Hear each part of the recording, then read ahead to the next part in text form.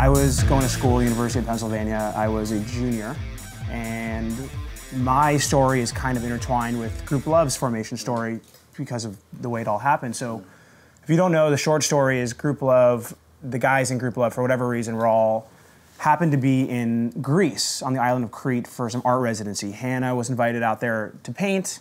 The person who invited her out there, his brother, Andrew, was out there surfing. Hannah had met Christian a couple days before and decided to bring him out there.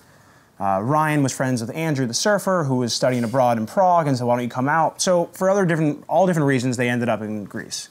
At night, they used to pass around the guitar and play each other's songs and just became friends. And about a year later, after they'd all gone back to their homes in London, New York, and LA, Sean, the guy from London, moved out to New York to see the guys.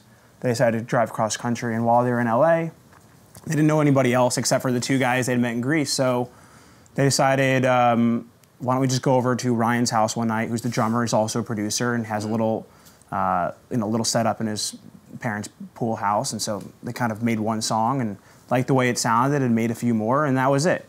They all went back to their lives, and they had at that time, no ambitions to actually make this a professional career. There was no song names, no band name. It was just tracks that they had made for fun.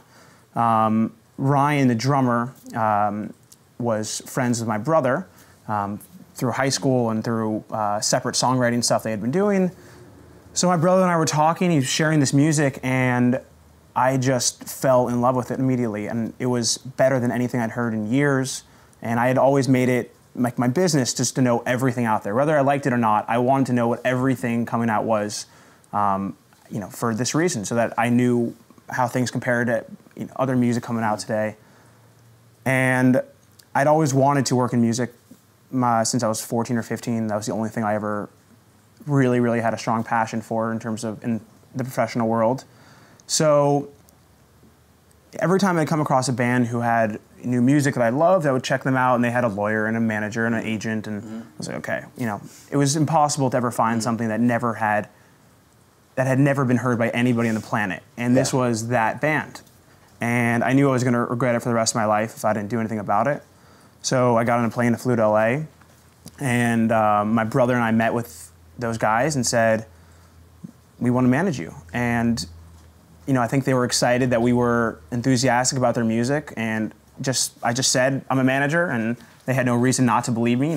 Some guys coming to say that, and from there we started diving in, and that was how I got started in the music industry, I guess. It actually, folks, almost reads like a kind of a rock fairy tale in a way, really.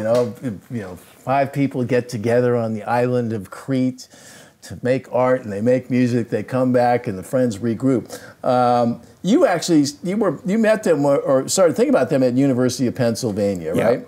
So I was still a junior when all this was happening. But you're from LA, though. I'm from LA. Okay. And so what happened was I started working with them through my junior year and into the summer after my junior year, and that's when it started to become a semi-full-time job. And I remember I tried to convince my parents to not let me go back to school because... How'd that go down, Nick? It didn't go well. They're unbelievably supportive of me working with GROUPLOVE, and they were at the time as well, unbelievably supportive. But that was a conversation they were not able to have. And I can imagine. I have a son who's in college, and we have those conversations. Yeah. And I was convinced that I was not going to be able to do it from Philadelphia while the band was out here, emerging really very hyper-local at that point here in LA.